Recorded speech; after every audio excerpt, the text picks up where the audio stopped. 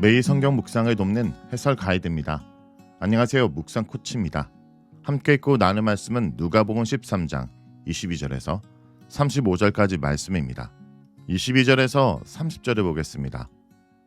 예수님께서 여러 지역을 다니시는 가운데 어떤 사람이 구원에 관련된 질문을 제기함으로써 본단락은 시작됩니다. 누가의 이러한 구성은 의도적으로 보이는데 그는 바로 이전 단락에서 두 개의 비유를 통해서 하나님 나라의 현재성과 미래성에 대해서 그리고 양자에 비교할 수 없는 현장 차이에 대해서 주목했었습니다. 이제 그 하나님 나라의 구성원이 될 사람들에게 관심을 표현하는 것은 상당히 자연스러운 것이라 할 수 있습니다. 구원에 얻을 자가 적냐라는 질문에 예수님께서는 잠언구적인 대답을 하십니다. 좁은 문으로 들어가기 위해 투쟁하라. 투쟁하라라는 단어는 바울의 편지에서 종말론적 관점을 가지고 기독교인의 삶의 유리를 언급하는 곳에서 종종 사용되고 있습니다. 누가의 예수님도 이 단어를 종말론적 하나님 나라 문맥 속에서 위치시킴으로써 바울의 이해와 같은 맥락을 보여주고 있습니다.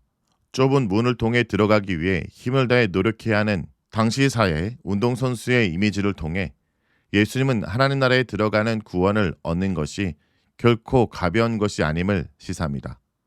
그것은 최선의 힘을 다해 격투장 경기에서 싸워야 하는 것처럼 힘든 싸움입니다. 그 싸움에서 승리하는 자가 많지 않은 것처럼 구원 얻기를 구해야도 얻지 못하는 자가 많을 것이라고 예수님은 말합니다. 성경에 묘사되고 있는 구원의 언어는 때로 하나님 편에서 주권을 강조하기도 하고 인간 편에서 책임을 강조하기도 합니다. 이 둘은 어느 하나를 희생시키고 다른 하나를 붙들어야 하는 양자택일의 문제가 아닙니다. 성경은 적절한 긴장 속에서 이 양자를 고루 강조하고 있습니다. 누가복음에서 예수님은 좁은 문으로 들어가라고 권면하고 나서 25절에서 비유 하나를 소개하는데 그 비유 속에서 문이 등장합니다.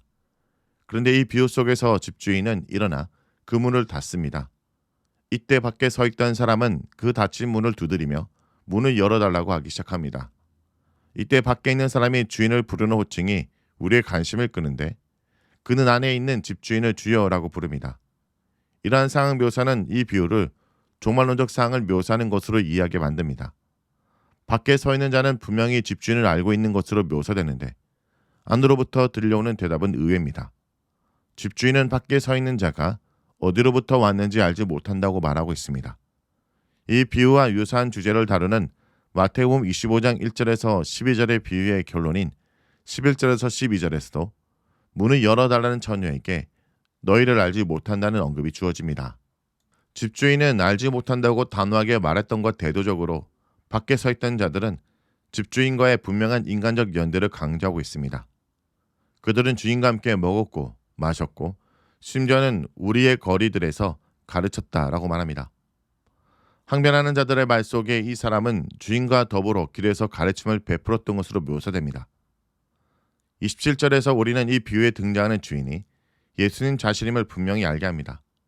이것이 사실이라면 25절에 등장하는 주인의 대답은 충격적입니다. 예수님과 더불어 함께 하며 심지어 그의 가르침을 베풀었던 자들에게 종말론적 거부의 말이 주어진다는 것은 충격 그 자체입니다. 주인이 항변하는 자들 거부한 이유가 27절에 분명하게 제시됩니다. 그들은 의롭지 못하는 행위를 하는 자들입니다. 이 구절은 마태복음 7장 22절에서 23절에 나오는 예수님의 말씀을 생각나게 합니다. 그곳에서도 예수로부터 거부당한 사람들은 자신들이 예수님과 분명한 인간적인 연대를 가지고 있음을 자신들이 행한 여러 영향력 있는 사역들을 나열함으로써 증명하려고 시도합니다. 그러나 예수님은 그들의 불법을 행하는 자들로 규정하시고 자신으로부터 떠나가라고 말씀하십니다. 분명한 종말론적 언어로 채색되어 있는 이 비유는 심지어 예수님과 더불어 먹고 마시고 그의 가르침을 위해 시간을 사용하는 자들 가운데도 최종적으로 거부될 자들이 있음을 시사합니다.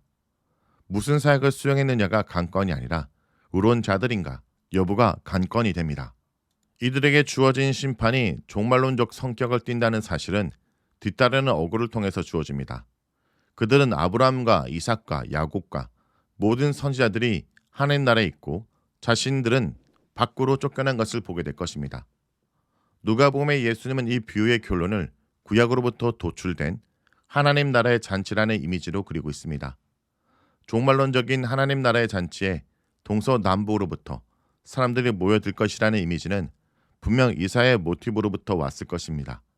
그런데 이곳에 반전이 있습니다. 누가 이 잔치에 참석하고 어떤 사람이 배대될 것인지에 대한 예기치 못한 반전이 있습니다.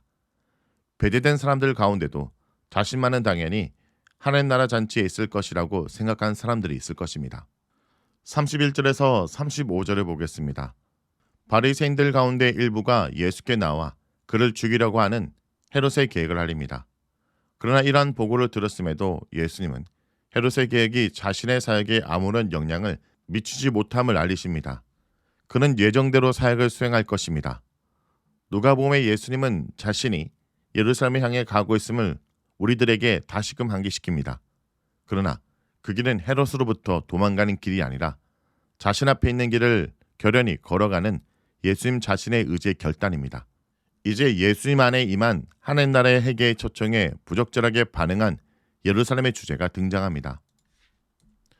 이곳에 사용된 예루살렘이라는 표현은 이스라엘 수도를 가리키지만 또한 전체로 이스라엘이라는 나라를 상징합니다. 이스라엘이 하나님의 메시지에 적절히 반응하지 못한 것에 대한 심판이 암시되어 있습니다. 누가복음의 예수님의 의도는 이스라엘을 회개케 함으로써 지금까지 지속적으로 언급되어 온 종말론적인 심판을 피하게 하는 것입니다.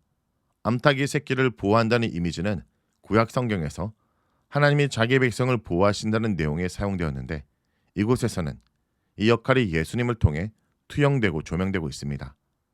집이라는 표현은 성전을 언급하는 것일 수도 있고 강의적 개념으로 이스라엘을 가리킬 수도 있습니다. 이제 예수님은 자신의 호소를 받아들이지 않는 유대인들의 공적인 삶의 현장으로부터 떠나고 계십니다. 오늘 본문의 메시지는 명확합니다. 우리는 좁은 문으로 들어가야 합니다. 신앙은 단순히 교회에 다니고 정치적 활동을 하는 것이 아니라 예수님과의 인격적 관계 속에서 진정한 회개와 순종을 이루는 것입니다. 지금 문이 열려 있을 때 들어가야 합니다.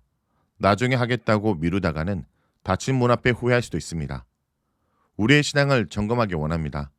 나는 좁은 문으로 들어가기 위해 힘쓰고 있는 것인가? 아니면 넓은 길을 선택하고 있는가? 예수님은 우리를 암탉이 새끼를 품듯이 품으려고 하시지만 우리가 거부할 수도 있습니다. 그렇다면 오늘 이 말씀을 듣고 우리는 어떻게 반응할지 결단하기 원합니다. 말씀을 놓고 기도하겠습니다. 주님, 좁은 문으로 들어가기를 힘쓰러 가신 주님의 말씀을 오늘도 경청합니다. 우리의 신앙의 단순한 형식이 아니라 주님과의 친밀한 관계 속에서 진정한 회개와 헌신이 되게 하여 주옵소서. 아직 문이 열려 있을 때 주님께 나아가게 하시고 우리의 마음이 완악해지지 않도록 도와주옵소서. 또한 예수님의 예루살렘을 향한 사랑의 눈물을 기억하며 우리의 삶을 주님께 온전히 드리는 제자로 살아가게 하여 주옵소서. 예수님의 이름으로 기도합니다. 아멘.